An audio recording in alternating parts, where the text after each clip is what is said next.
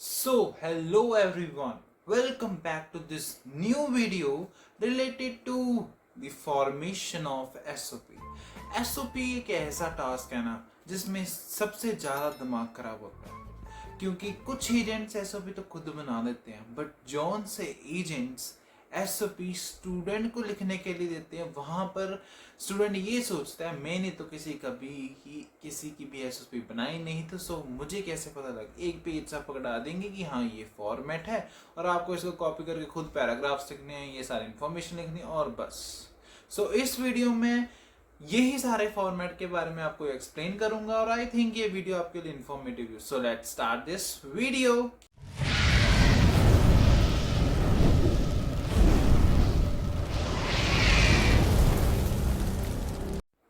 SOP जरूरी क्यों है? एसओपी जरूरी इसलिए है बिकॉज इसमें आपके सारी डाटा वगैरह एक समराइज फॉर्मेट में लिखा होता है।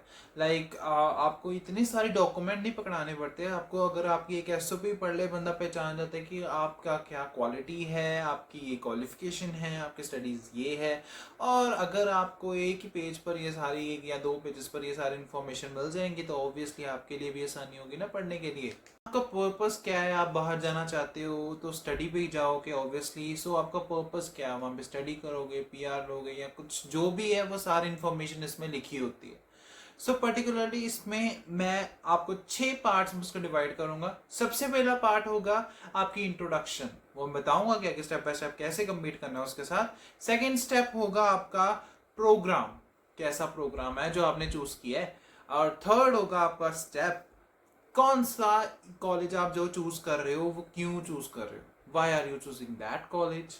फोर्थ होगा आपका फाइनेंशियल सपोर्टर, मींस आपके पास आपके पेरेंट्स होंगे जो आपको सपोर्ट कर रहे हैं, एंड आपके पास एक प्लस जीआईसी भी होगी जो सपोर्ट कर रही है। ये भी लिखना पड़ेगा ना। नेक्स्ट चीज है योर पर्पस ऑफ विजिटिंग। अब मेन जो चीज इसमें है कि आपका पर्पस क्या है, आप कनाडा क्यों जाना चाह रहे हो, यहाँ पर वही चीज क्यों नहीं करनी, कनाडा में क्यों करनी है। अब आप उसमें लिखोगे तो नहीं कि हमने डॉलर्स कमाने से इसलिए हम वहां बाहर जा रहे हैं। इसको भी एक्सप्लेन करना पड़ेगा। और लास्ट चीज है रिक्वेस्ट। ऑब्वियसली किसी बहुत इंपॉर्टेंट चीज को लेने के लिए सबसे पहले घर वालों से रिक्वेस्ट करनी पड़ती है ना। वैसे ही हम वीजा लेने के लिए एम्बेसी वालों से रिक्वेस्ट करेंगे कि हमको वीजा ग्रांट किया जाए। To me, that's important. अब हम इंडिविजुअली ये 6 पॉइंट पर आएंगे। सबसे पहला पॉइंट जो मैंने इंट्रोडक्शन का बताया, उसमें होना क्या चाहिए। इंट्रोडक्शन में आपका नेम होना चाहिए, आपकी स्टडी होनी चाहिए कि लाइक आपने 12th की है तो इसमें क्या क्या स्कोर्स हैं, तो इसमें आपको 10th को भी इंक्लूड ही करना पड़ेगा। अगर आपने मास्टर्स किया है तो ऑब्वियसली उसके बाद कुछ आपका एक्सपीरियंस होगा, उसको भी आपको शेयर करना पड़ेगा। इस केस में आप 10th 12th मास्टर तीनों को एक्सप्लेन करोगे नहीं। इस केस में हम अकेले मास्टर्स और आपका एक्सपीरियंस को एक्सप्लेन करेंगे, ठीक है। क्यों? क्योंकि हमने अपनी रिसेंट स्टडीज शो करनी होती है। नेक्स्ट इसमें चीज एक्सपीरियंस आ जाएगा। ऑब्वियसली जो आप मास्टर्स के बाद अगर है आपके पास तो ऑब्वियसली शो करोगे, अगर नहीं है तो नहीं करोगे। नेक्स्ट है आपका आइल्स का स्कोर, क्योंकि आइल्स करनी पड़ेगी और आपको आइल्स की होगी तभी तो आप फाइल लगा रहे हो। आइल्स का स्कोर आपको रिप्रेजेंट करना पड़ेगा।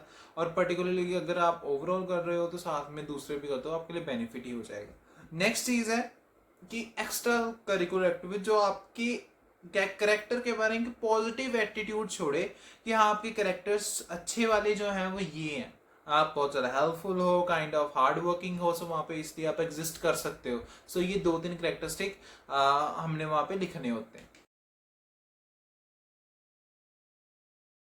नेक्स्ट चीज थी प्रोग्राम ऑप्टेड। जो हमने प्रोग्राम ऑप्ट किया है वो कौन सा प्रोग्राम है मेन, तो हमने ये भी बताना है ना कि हम जा रहे हैं वहां पे स्टडी पर, तो हम कोई कोर्स ऑप्ट करने जा रहे हैं और कोर्स ये है।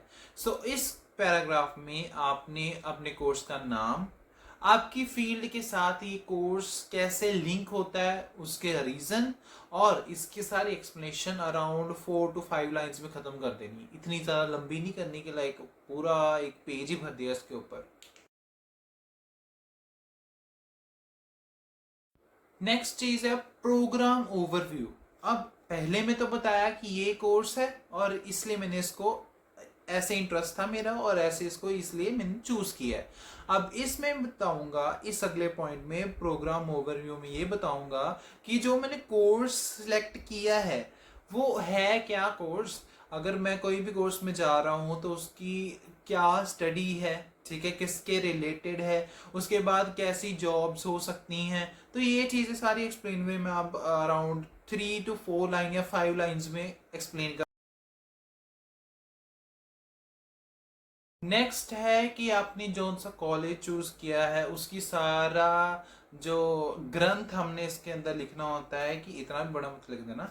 तो इस चीज़ में हमने पर्टिकुलरली समरी में बताऊँ तो समरी लिखनी होती है कॉलेज की, कॉलेज कब स्टार्ट हुआ है, ठीक है, उसकी रेपुटेशन कैसी है, कितने स्टूडेंट्स थे और अभी पासिंग कितने हो रहे हैं, और उनको कैसी कैसी जॉब्स मिल रही हैं, लाइक हाईटेक अच्छे पे हो रहे हैं, ठीक है। सो इसमें ये लिखना है। और मैं रिकमेंड करूँगा इसमें कोई भी स्टूडेंट का नाम या कोई और चीज़ मेंशन मत करना, ठीक है, आपके लिए ही प्लस पॉइंट होगा।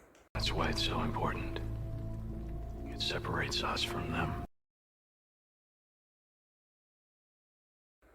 नेक्स्ट है फाइनेंशियल सपोर्टर्स। सो इसमें तो कोई डाउट नहीं है, जो भी स्टडी वीजे पर जा रहे हैं उनके फाइनेंशियल सपोर्टर उनके पेरेंट्स ही हैं, ठीक है। और नेक्स्ट इसके साथ एक और चीज़ ऐड हो जाती है, जो पेरेंट्स है, जो हमारे अकाउंट से हमारा जो पैसा गया है बाहर, सो वो है जीआईसी। सो इसमें वो भी ऐड करना है कि Is the death stare really necessary? आपने जीआईसी इतनी पे कर दी हुई है, वो सिक्योर है एक बैंक में, वो बैंक का नाम भी लिख दो, कोई प्रॉब्लम नहीं है, ठीक है। इसमें वो फाइनेंशियली ये बताना है कि वो कैसे सपोर्ट करेगी, लाइक अकोमोडेशन के रेंट्स में ऐसे करेगी हेल्प, नेक्स्ट सेमेस्टर की फीस भरने के लिए हेल्प करेगी। सो ये 2-3 पॉइंट साथ में हमने ठोक देने हैं।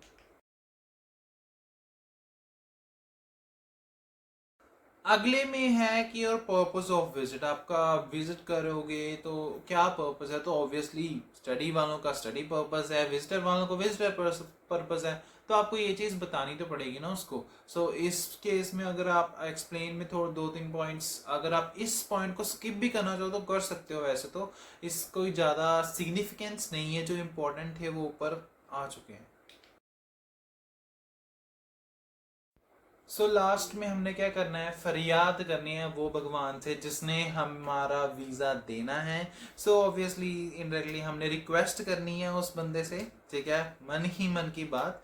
सो रिक्वेस्ट करनी है कि लाइक हमारा वीज़ा प्रोवाइड कर दो, हमारा सारा जो बैकग्राउंड है वो क्लियर है, तो अगर हम वहाँ पे जाके स्टडी करेंगे तो मेरे लिए बेनिफिशियल होगा, मेरे लिए और ज़्यादा अच्छा होगा।